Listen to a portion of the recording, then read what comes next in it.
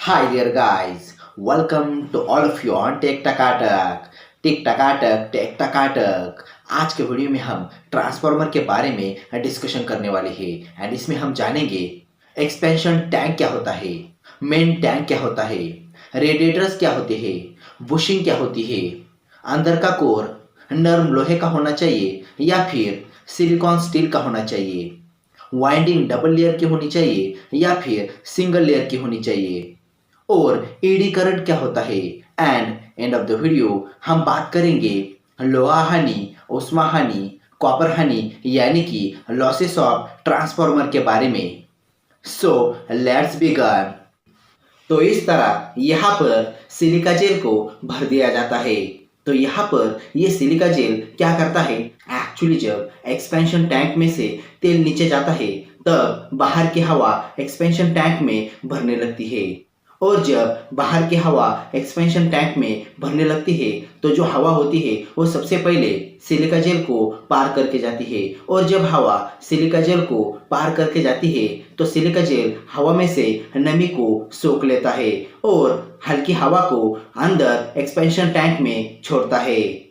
But ये जो silica gel होता है यह हवा में से धूल के कण को नहीं सोख पाता है, एंड एक्चुअली जो ट्रांसफार्मर होते हैं वो हमेशा सड़कों पर ही यानी कि रास्तों पर ही लगाए जाते हैं, इसलिए उसके ऊपर काफी ज्यादा धूल वगैरह उड़ती रहती है। इसलिए इस तरह की धूल को सोखने के लिए यहाँ पर हम इस ब्रीदर के नीचे और एक कटोरी सामान बॉक्स को बना देते हैं एंड उसमें तेल को यानी कि ऑयल को भर देते हैं। तो यहाँ पर ये ऑयल क्या करता है, एक्चुअली ये जो ऑयल होता है ये हवा में से धूल के कण को अपने ऊपर चिपका लेता है, एंड ये जो सिलिका जेल होता है ये हवा में से नमी को सोख लेता है और केवल प्योर हवा को ही एक्सपेंशन टैंक में छोड़ता है,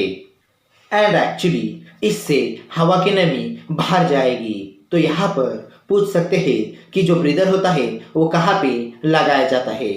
तो एक्चुअली ये जो ब्रीदर होता है ये हमेशा एक्सपेंशन टैंक के बाहर लगाया जाता है, एंड एक्चुअली इसको मेन टैंक में नहीं लगाते।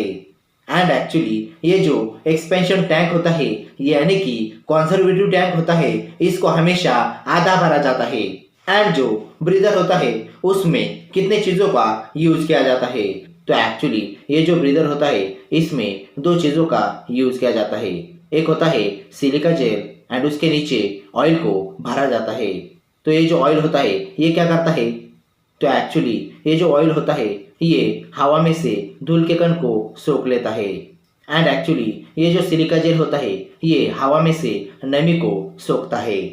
यहाँ पर देखिए ये ट्रांसफार्मर है एंड ये मेन टैंक है, एंड मेन टैंक के ऊपर एक्सपेंशन टैंक है एंड एक्सपेंशन टैंक के बाहर ब्रीदर है। तो यहाँ पर सोचिए ये जो मेन टैंक है इसमें ऑयल को कहाँ से भरा जाता है, तो एक्चुअली यहाँ पर ऑयल को भरने के लिए एक्सपेंशन टैंक के ऊपर एक नोजल लगा होता है एंड इसी में से ऑयल को भरा जाता है, एंड ये ऑयल मेन टैंक में जाता है,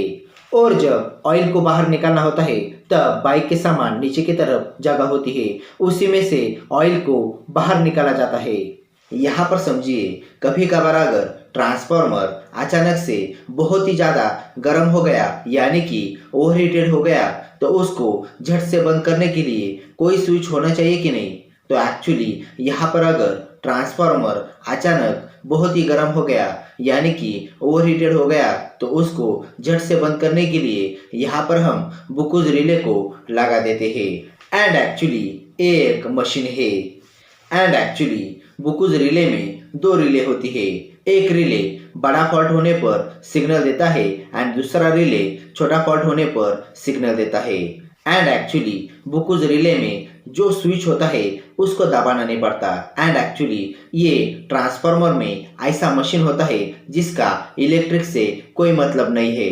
एक्चुअली इसके अंदर एक स्विच होता है एंड उसको दबाने की क्षमता पारा में होती है, एंड एक्चुअली ये जो पारा होता है उसको स्विच के नीचे रखा जाता है। तो ऊपर स्विच होता है एंड नीचे पारा होता है। तो जब भी ट्रांसफार्मर ओवरहीटेड हो जाता है तो पारा ऊपर जाता है और स्विच को दबाता है, इससे ट्रांसफार्मर की सप्लाई कट हो जाती है।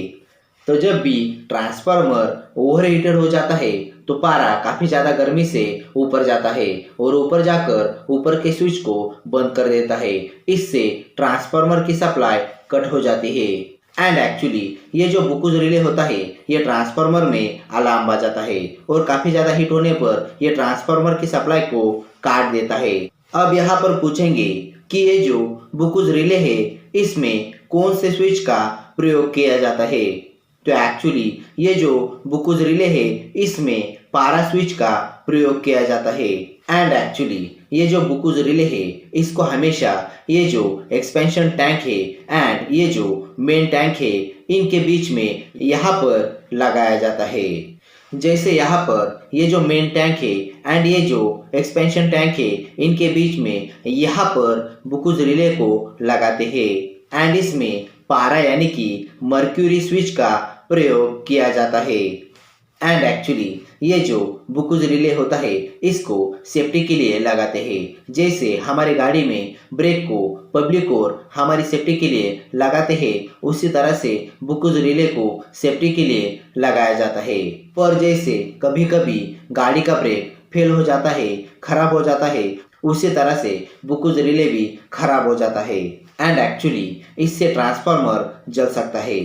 एंड इसमें पब्लिक की जान भी जा सकती है क्योंकि ट्रांसफार्मर रोड पर ही लगे होते हैं। इसलिए यहाँ पर हम सेकंड चीज को लगाते हैं एंड जिसे हम एक्सप्लोजन वाल्व या फिर एक्सप्लोजन वेंट कहते हैं। एंड एक्चुअली ये लंबे पाइप की तरह होता है। एक्चुअली यहाँ पर आप इस इमेज में देख सकते हैं। एक्चुअली ये लंबे पाइप की तरह निकाला जाता है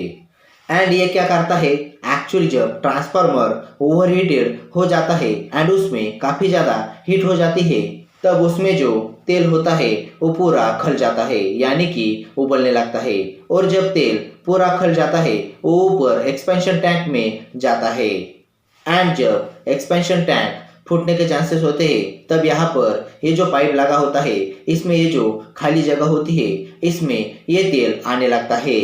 और यहाँ से ये तेल ऊपर से होते हुए यहाँ से ऊपर से इसके मुंह से बाहर निकलता है एंड एक्चुअली इसका मुंह जो होता है इसको कमजोर धातु से बनाया जाता है ताकि जब भी ऐसी स्थिति हो तो इसका मुंह झट से फटे और दुर्घटना ना हो, वरना ट्रांसफार्मर से काफी ज्यादा बड़ी दुर्घटना हो सकती है। तो इसे एक्सप्लोजन वाल्व या फिर एक्सप्लोजन वेंट कहा जाता है एंड एक्चुअली आजकल के ट्रांसफार्मर में ये जो एक्सप्लोजन वाल्व है ये कुकर की सीटी की तरह छोटे होते हैं जो ज्यादा हीट होने पर झट से हीट को बाहर फेंकते हैं और बंद हो जाते हैं। तो आजकल के नए मॉडल में इस तरह के छोटे से वाल्व आ गए हैं।